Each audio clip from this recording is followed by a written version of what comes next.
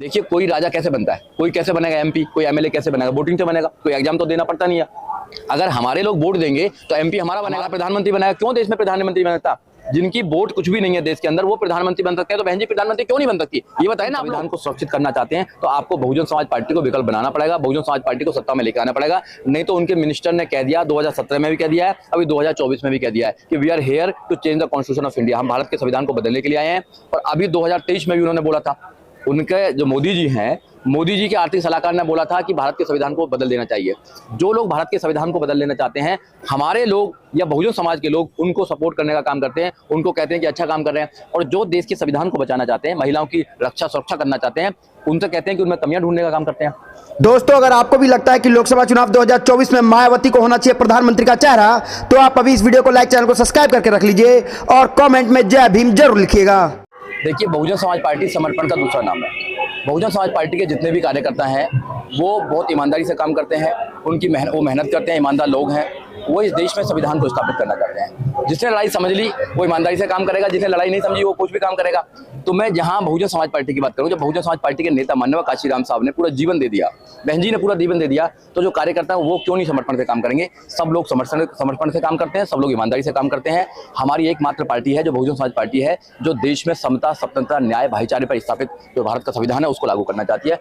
बाकी तो इस देश में हो क्या रहा है देख लिया आप। आर्थिक परिवर्तन की जो बात माननीय काशीराम साहब ने करी है, आज एक पार्टी के लिए हजारों करोड़ रुपया चंदा दे रहे हैं। तो हमारी जो पार्टी है वो देश में संविधान को स्थापित करना चाहती है। माननीय काशीराम साहब के जो सपने हैं, बाबा साहब के सपने हैं, उनको स्थापित करना चाहती है। सर, बहुजन समाज पार्टी पे लगातार एक एलिगेशन लगता है कि सिर्फ चुनाव से 2-3 महीने पहले ही सक्रिय होती है और उसी का नतीजा होता है कि जो रिजल्ट आने चाहिए वो नहीं आते। इस पर क्या कहेंगे? देखो, विरोधी तो बहुत सारे आरोप लगाते रहते हैं, उनके आरोपों पर क्या करना। हमारी पार्टी 12 महीना 5 साल लगातार काम करती है। हम एक मिशन मूवमेंट की पार्टी है, हमारी एक विचारधारा है। उस विचारधारा को हमारे कार्यकर्ता, पदाधिकारी समय समय पर पूरे समाज के अंदर फैलाने का काम करते हैं। और हमारा सपना ही है कि बाबा साहब डॉक्टर अम्बेडकर का बुद्ध में भारत बनाना, इस देश को बाबा साहब डॉक्टर अम्बेडकर के सपनों का भारत बनाना, बाबा साहब डॉक्टर अम्बेडकर के सपनों को घर घर में पहुंचाना, लोगों के दिमाग में ट्रांसफर करना, ये हमारा काम ही है। क्योंकि हमारी जो पार्टी है वो एकमात्र ऐसी पार्टी है जो इस देश में विचार को पैदा करना चाहती है, मानवता को पैदा करना चाहती है। इस देश में गरीबों को जो है उनकी लड़ाई लड़ती है, किसानों की लड़ाई लड़ती है, महिलाओं की लड़ाई लड़ती है, नौजवानों की लड़ाई लड़ती है, विज्ञान की बात करती है, संविधान की बात करती है, समता की बात करती है। और कोई पार्टी नहीं है इस देश में, सब लूट कर रहे हैं, सारी पार्टियां लूट कर रही हैं। जी, हम माननीय काशीराम जी ने जिस तरह से रूखी रोटी खाकर, सूखी रोटी खाकर मिशन मूवमेंट को, इस कारवा को आगे बढ़ाया और इतना आगे बढ़ाया कि जो दबे कुचले लोग थे, खासकर जो सब्जी बेचने वाले या झाड़ू लगाने वाले लोग, उन्हें सत्ता के गलियारों में पहुंचाकर उन्हें मंत्री तक बना दिया। लेकिन आज कहाँ कमियां है कि आज एसी में बैठने वाले नेता भी, उनके पास अच्छी गाड़ी, अच्छे संसाधन है, लेकिन उस कारवा तक नहीं पहुंच पा रहे जहां तक माननीय काशीराम पहुंचे। देखिए, हर समय की अलग अलग परिस्थितियां होती हैं। जब साहब काम कर रहे थे उनके सामने भी बहुत सारी परेशानी थी। साहब के भी लोग टांग खींचने का काम करते थे, साहब को भी कहते थे कि जो आप सपना दिखा रहे हैं वो साकार नहीं हो सकता है। पर साहब ने और बहन जी ने कभी हिम्मत नहीं हारी। और 3 जून 1995 को पहली बार बहन कुमारी मायावती जी को उत्तर प्रदेश का मुख्यमंत्री बनाया तो लोगों ने नारा दिया कि काशीराम तेरी नेक कमाई, तूने सोती कौम जगाई। और दूसरा नारा दिया कि काशीराम तेरी सोच पर पहरा देंगे ठोकर। जो पहरेदार थे वो कहीं ना कहीं कमजोर हो गए हैं। और जब किसी समाज का पहरेदार कमजोर हो जाते हैं तो वो समाज की स्थिति ऐसी हो जाती है। इसलिए लोगों को जगाने का काम कर रहे हैं। बहन जी ने बहुत लोगों पर विश्वास करने का काम किया। बहन जी ने जितना लोगों पर विश्वास किया होगा शायद किसी ने विश्वास नहीं किया। जिन लोगों को प्रधान बनने की भी हैसियत नहीं थी, उन लोगों को मिनिस्टर बनाने का काम किया। और एक एक सीट के लिए अगर दूसरी पार्टी में चले जाए, अपने मिशन मूवमेंट को तोड़ दें, अपनी पार्टी को कमजोर कर दें, तो फिर उसमें क्या कह सकते हैं। हम ऐसे लोगों को तैयार करने का काम कर रहे हैं जो माननीय काशीराम साहब को अपना आदर्श मानते हो, बाबा साहब को अपना आदर्श मानते हो, बहन जी को अपना आदर्श मानते हो, और वो त्याग करना चाहते हैं, डिवोशन करना चाहते हैं, समाज को कुछ देना चाहते हो, समाज को कुछ लूटना चाहते हो। ऐसे लोगों को हम तैयार करने का काम। ईवीएम को लेकर क्या कहेंगे? देखिए, बहन जी ने सबसे पहले ईवीएम पर सवाल के निशान लगाया था। बहन जी ने कहा था कि कोई भी जो मशीन है उसमें टेम्परिंग हो सकती है। ये बिल्कुल स्वाभाविक बात है कि जब घड़ी में टेम्परिंग हो सकती है, मोबाइल में टेम्परिंग हो सकती है, तो ईवीएम में भी टेम्परिंग हो सकती है। उसके लिए बहन जी ने और हमारी पार्टी ने हमेशा से उस पर आवाज़ उठाई है। और ईवीएम को हम भी चाहते हैं कि देश में ईवीएम के खिलाफ जो मोर्चा चल रहा है वो बहन जी के बाद ही चला है, बहन जी के कहने के बाद ही चला है। तो सुप्रीम कोर्ट पॉजिटिव मोटो लेना चाहिए। सर, ईवीएम का मुद्दा अभी बरकरार है और तमाम पार्टियां, तमाम विपक्ष इसकी आवाज भी उठा रहे हैं, लेकिन जिस तरह से कार्यक्रम होने चाहिए या खुलकर विपक्ष को उतरना चाहिए या चुनाव का बहिष्कार करना चाहिए, वो नहीं कर पा रहे। आज भी कहीं ना कहीं चुनाव लड़ने की कसमें लगे हुए हैं, तो इस पर क्या कहेंगे? देखो, दूसरी पार्टी तो चाहती है कि हम चुनाव का बहिष्कार करें। चुनाव का बहिष्कार नहीं करना चाहिए, लोगों को जागरूक करना चाहिए। जब आप लोगों को जागरूक कर देंगे, उनकी समस्या बता देंगे, तो लोग आंदोलित हो जाएंगे। जब लोग आंदोलित हो जाते हैं तो सत्ता पलट जाती है, सत्ता पलट जाती है। अभी अफसोस यही है कि हमारे लोग आंदोलित नहीं है, हमारे लोग जागरूक नहीं हुए हैं। अभी उनकी लड़ाई किसी एक पार्टी को हराने की, दूसरी पार्टी को जिताने की है। मैं ये कहता हूं हमेशा उनसे कि किसी पार्टी को जिताने और हराने की आपको बात नहीं होनी चाहिए। अपनी पार्टी को कब जिताएंगे, अपने आप को आशीर्वाद कब देंगे। हमारी ये घर है बहुजन समाज पार्टी, जो माननीय काशीराम साहब ने 14 अप्रैल 1984 को बनाई थी। हमारा उसमें नेशनल लेवल की पार्टी है, हमारे 10 मेंबर ऑफ पार्लियामेंट हैं, एक राज्यसभा में है, हमारे 4 करोड़ से ज्यादा वोटर सपोर्ट है, पूरे देश में चुनाव लड़ते हैं। लोग कहते हैं कि आपकी पार्टी नीचे जा रही है, तो मैं कहता हूं कि जब तीसरे नंबर की नेशनल लेवल की पार्टी है तो इसको मजबूत कीजिए ना।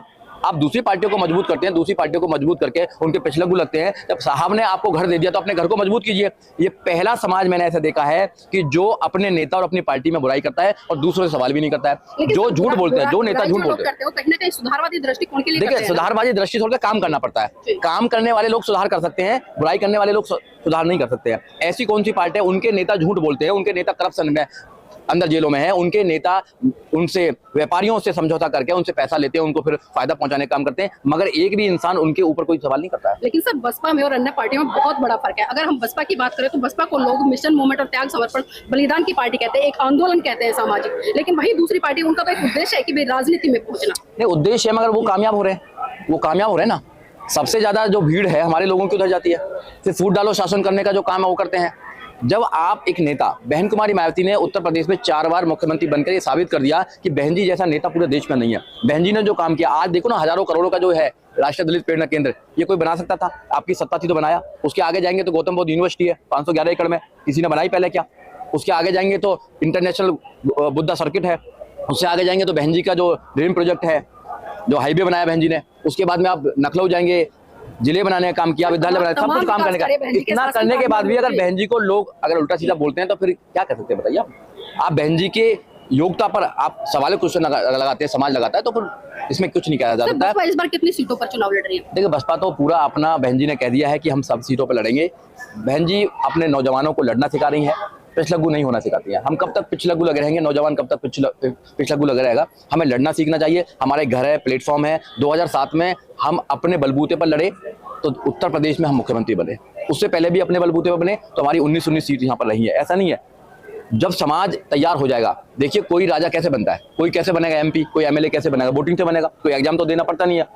अगर हमारे लोग वोट देंगे तो एमपी हमारा बनेगा, हमारा प्रधानमंत्री बनेगा। क्यों देश में प्रधानमंत्री बनता? जिनकी वोट कुछ भी नहीं है देश के अंदर, वो प्रधानमंत्री बन सकते हैं, तो बहन जी प्रधानमंत्री क्यों नहीं बन सकती? ये बताए ना आप लोग। उसका कारण है ना सर, मैं उसका कारण बता रही हूँ, प्रत्यक्ष रूप से बता रही हूँ, क्योंकि मैंने देखा जब चुनाव होते हैं तो जो बसपा की टेबल लगती है वहां पर कार्यकर्ता तो बसपा का बैठता है, नेता बसपा का बैठता है, लेकिन वो वोट किसी पार्टी और किसी अन्य पार्टी को डलवाता है। तो कमियां कहाँ रह जाती है कि जो नेता है उनको समझा नहीं पाते ढंग से? देखिए वही हम लोग जागरूक करने का काम कर रहे हैं कि जो मानव काशीराम साहब का सपना था, जो बहन जी का सपना है, जो बाबा साहब डॉक्टर अम्बेडकर का संविधान है, अगर इस देश में उसको स्थापित करना चाहते हैं, क्योंकि उन्होंने कह दिया है, उनकी मंशा है संविधान को बदलने की। अगर तुम संविधान को सुरक्षित करना चाहते हैं तो आपको बहुजन समाज पार्टी को विकल्प बनाना पड़ेगा, बहुजन समाज पार्टी को सत्ता में लेकर आना पड़ेगा। नहीं तो उनके मिनिस्टर ने कह दिया, 2017 में भी कह दिया है, अभी 2024 में भी कह दिया है कि we are here to change the constitution of India. हम भारत के संविधान को बदलने के लिए आए हैं। और अभी 2023 में भी उन्होंने बोला था, उनके जो मोदी जी हैं, मोदी जी के आर्थिक सलाहकार ने बोला था कि भारत के संविधान को बदल देना चाहिए। जो लोग भारत के संविधान को बदल देना चाहते हैं, हमारे लोग या बहुजन समाज के लोग उनको सपोर्ट करने का काम करते हैं, उनको कहते हैं कि अच्छा काम कर रहे हैं। और जो देश के संविधान को बचाना चाहते हैं, महिलाओं की रक्षा सुरक्षा करना चाहते हैं, उनसे कहते हैं कि उनमें कमियां ढूंढने का काम करते हैं। तो जो समाज है, मैं आपके चैनल के माध्यम से उनसे रिक्वेस्ट करना चाहता हूं कि अपने घर को बचा लीजिए। ये आपके बच्चों का भविष्य है, आपके बच्चों की एजुकेशन यहीं से मिलेगी, आपके बच्चों के सारे जितने भी अधिकार हैं वो सब सुरक्षित हैं संविधान के अंदर। वो एक ही पार्टी देश के अंदर, एक ही नेता बहन जी हैं जो सुरक्षित कर सकती हैं, और तो उनको खत्म करने के लिए लगे हुए हैं। सर आखिरी सवाल लेना चाहूंगा, साहब मान्यवर काशीराम जी की जयंती है, जितना त्याग समर्पण साहब काशीराम जी का रहा, तो क्या लगता है आज के नेताओं को और खासकर जो बहुजन समाज पार्टी के कार्यकर्ता है उनको भी उतने समर्पण त्याग के साथ काम करना पड़ेगा ताकि वो सत्ता की तरफ बढ़ सके? नहीं, बिल्कुल समर्पण से तो काम करना ही चाहिए, क्योंकि हमारी पार्टी जो है, हमारा जो पूरा मिशन है, बहुजन जो मूवमेंट है, वो समर्पण का मूवमेंट है। आप बुद्ध को लीजिए, राजपाट छोड़कर निकल गए। आप काशीराम साहब को लीजिए, नौकरी छोड़ दी, पूरा परिवार छोड़ दिया, शादी नहीं करी, समर्पण है, पूरा जीवन दे दिया। बाबा साहब डॉक्टर अम्बेडकर को लीजिए, बाबा साहब डॉक्टर अम्बेडकर ने अपने 4 बच्चों की कुर्बानी दी, पत्नी कुर्बानी, सब कुछ दिया। उन्होंने तो बहन जी ने अपना पूरा जीवन दे दिया। तो हम उनको अगर अपना आदर्श मानते हैं, अगर उनको आदर्श मानते हैं और इस देश में उनके आदर्शों को स्थापित करना चाहते हैं, तो हमको तो समर्पण देना ही पड़ेगा। और जो व्यक्ति समर्पण नहीं दे रहा है, वो बहुजन समाज पार्टी का ना तो नेता हो सकता है, ना बहुजन समाज पार्टी का शुभचिंतक हो सकता है।